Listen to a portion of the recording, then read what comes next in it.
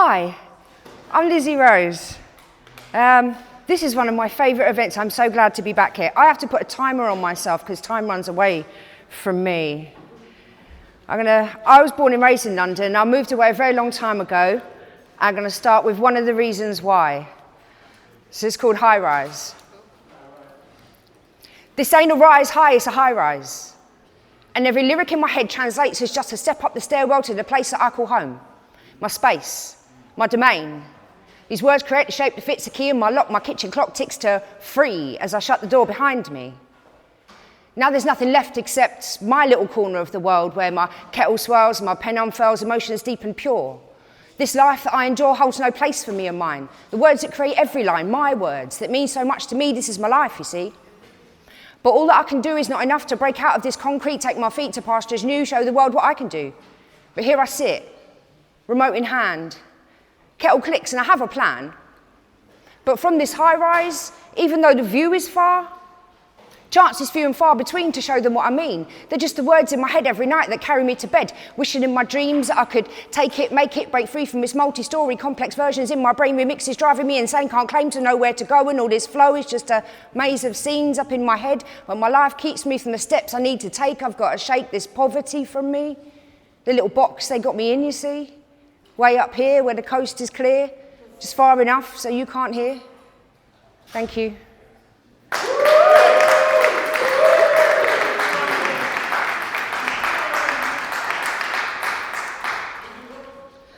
Now, I talk a lot about mental health, but just my experience of it, how it translates through my everyday and skews my thoughts.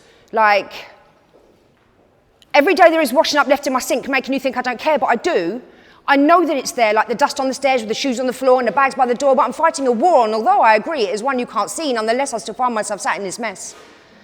I have to confess that I'm suffering blindness to the totems of papers collected in corners, affected by time as they slump and they heave. I'm learning to weave my way back to the door where you stand and you stare at my weakness laid bare. Did I mention I'm fighting a war? Please don't judge all the times when I couldn't get up, but you see I was stuck in a strange sort of nothing.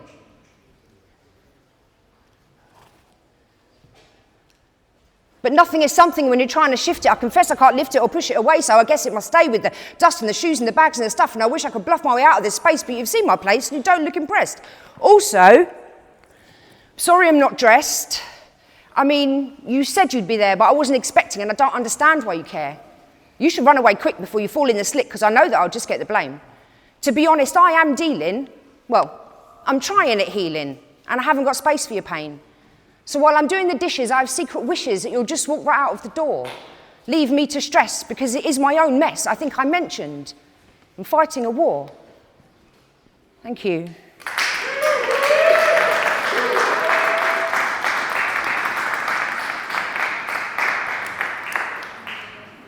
Now, there's one I did here the last time I was here, and it means a lot to me. I saw a newspaper article a few years ago about some refugees, and some of them did not make the crossing of the channel. They didn't survive. And this was front page, and it made me angry. So I wrote about it. It's called Sandcastles. Packed like cattle in a rattle-tin truck, and pot luck it's you that gets to live. Scrambling across the fault lines when you never were to blame, heart pain stitched across every scar on your frame until colder than cold has ever known itself to be, when brothers and sisters are claimed by the sea because you see they're not free. Not in their homes and not in this place. Herded like wild things, divided by race, washed up on the shores of indifferent tides, a child with no time to choose sides, and detention the prize for your will to survive. Drowning in the looks of a billion eyes, gathered and aimed through the newspaper lines. But we're escaping the violence. They're bombing our towns. They're searching our streets, doing rounds, holding rounds. Clutching to her breast the only child she has left. Women shunted to the right and men to the left, taken in the night at the government's behest. Sent back to a place that filled them with fear. We feel for you, truly, but you can't stay here. And what of that child face down in the sand and the beautiful life his mother had planned? The front pages echoed, a little boy died, and all of her dreams washed out with the tide. So what price is a life? What would you risk if all of your freedom came down to this?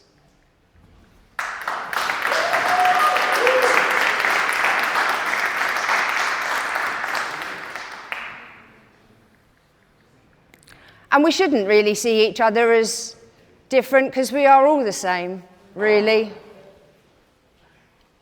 We look different, but we feel the same. Every joy, every pain. Your skin is just like mine, although you have a different shine, so let's turn the lights out. Because in the darkness, I still see you. The you inside that's red, like mine. I'll feel your intention without sunlight's reflection. I hear your words through fingertips that chase my hips and slip past lips that whisper into the ether. You are my mirror. I see the blood that fires eyes that look at me with no surprise when the reflections that you find are just selections of a kind you understand. I slip my hand across your hand as the contrast highlights similarities, the commonalities of you and me. And yes, we do look different, but we understand the same. Every joy, every pain. Your face is just like mine, with eyes that look for the divine time after time, so sit with me. Let's shake off products of our history. Watch the sunrise that looks as good through my eyes as it does yours. Let's open doors and take delivery of the knowledge we have gained. We do look different, but we are the same.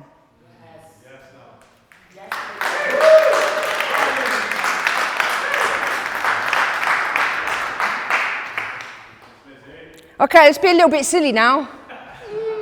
Quick survey. Who dunks biscuits? There's some people not willing to put their hands up, I see. Who dunks biscuits? Yeah, I know you are. I know that it's most of you and I'm in the few, but still, who dunks biscuits? Oh, savage beasts turning dry things wet. Maybe not the best way to say it, and yet I stand by my statement. There will be no abatement. On this point, I stand proud. There should be no dunking allowed. I'm not joking. From ginger snaps to custard creams, you're killing all my biscuit dreams. When that bourbon has a soggy end, it actually drives me around the bend. Shortbread deserves better than this. Leave digestives to their crunchy bliss. If you pick up a cookie and start dunking it, I swear I might just have a fit. Don't get me wrong, I do agree that biscuits go well with cups of tea, but when I see you pop it in that drink, I feel my heart begin to sink. And you're damaging the structural integrity of this embarrassing biscuit soaked up to its knees. The wagon wheels, the party rings, jammy dodgers and penguins, I don't care which one you like best. I have to get this off my chest. I will legitimately start a punch-up if you dunk that biscuit in my cup. It disgusts me you think it tastes better to take a biscuit and make it wetter. I can't take any more of this tragedy, just leave the biscuits here with me. At this point, it is a rescue mission to keep them from your line of vision. No sludgy mess left in the tea, I want my biscuits liquid-free. So to save them from your evil plot, I had to go and eat the lot. Thank you.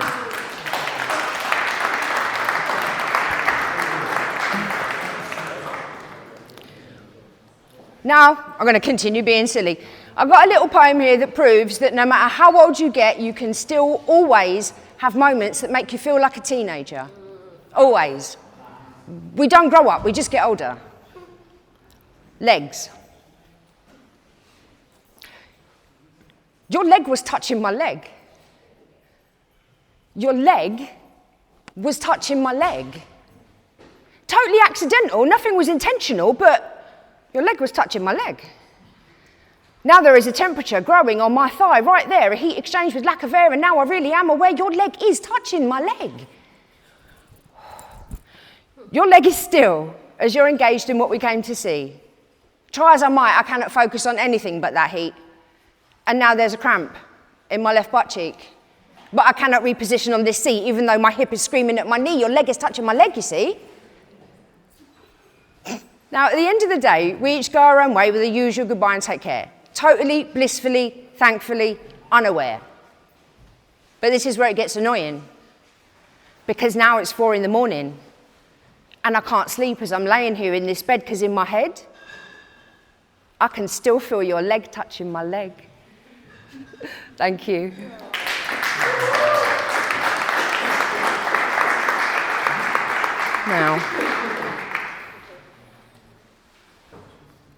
Now, Last year wasn't a very good year for me. Great for poetry, shit for home life. And I had to express that somehow. I live out of bags and pockets, travel lodges and coffee shops. I spend my time wasting time counting off days like they're not mine. Don't get me wrong, I have a house, a place I should belong, but I can't stay there long. At any one time, it feels like walking the fine line between depression and insanity. The oppression makes it hard to breathe. This shouldn't be the feeling of family. Yet here I find myself, lost without a wealth of related connection, just pain and rejection, and I can't do this again. So I live out of bags and pockets, travel lodges and coffee shops. I feel the cold rub against my thighs while family denies it's all that bad. Then why do I feel so sad? It's like I lost a limb. I can't even begin to start all over again like nothing happened. I have a key card in my pocket tonight and another bed that isn't mine. I won't sleep, I'll just pass the time until I'm standing in the coffee shop lying fake a smile, and all the while I wish it hadn't turned out like this. I live out of bags and pockets, travel lodges and coffee shops, and I really, really need it to stop. Thank you.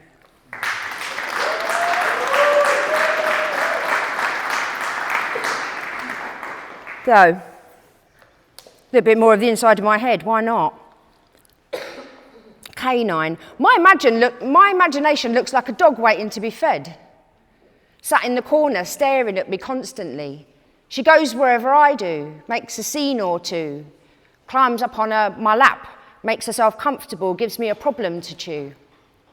She's the gum that sticks my soul to the floor, keeps me looking for the door.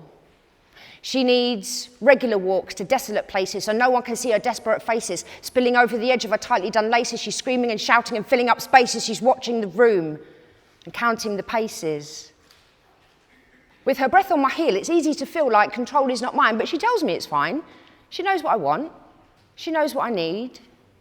She knows who I am when it's time to feed. Thank you.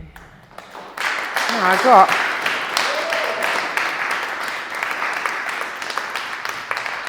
I also have a 2-line poem. I called it Patriarchy. So the queendom becomes a kingdom again. Except we never stopped calling it a kingdom, did we?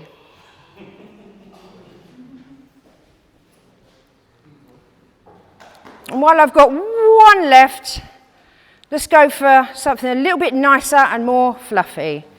By the way, I do have a book. There's a few copies in my bag. It's called Tomorrow We Fight Yesterday's Men.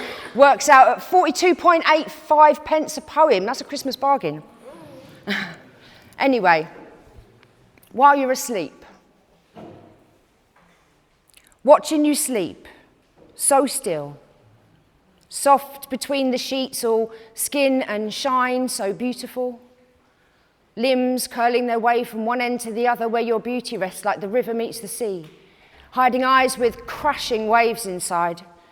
Beside a dream so plain to see, your beautiful world laid out before me. Every inch of perfect skin, the look of you asleep, so still, so peaceful, makes my heart race. I am humbled by such beauty that I may dare be in this spaces beyond all that I could dream. I cannot sleep. So I will sit, so still, curled up in this chair, watching every breath that moves your skin while you're asleep. Thank you. I've been Lizzie Rose, you've been all beautiful. Take care. Lizzie, before you leave the stage, yeah. If people want to find more about you, where can they find you? Are we doing socials? I mean, I'm assuming most of us have abandoned X, if anybody was even on that nastiness. I am Lizzie Rose 7040 on Instagram.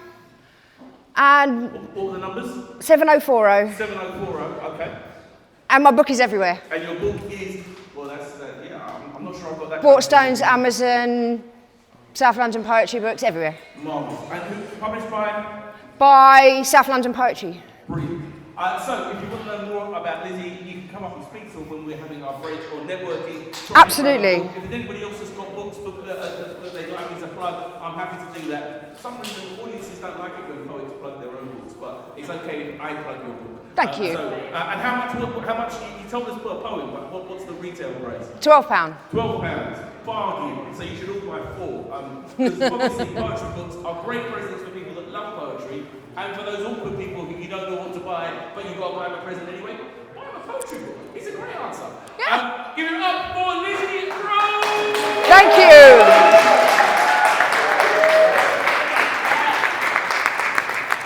Okay, so I said that spoken isn't just about poetry, it is about words being spoken, but those words, as I say, are trying to change the world, and we've got some different words coming now. Musa wanted to come and give us a little bit of context as to our next speaker, so you should be able to use that one. You should be able to use that one too. It should be on. No, it's not. I'll just go and rectify that.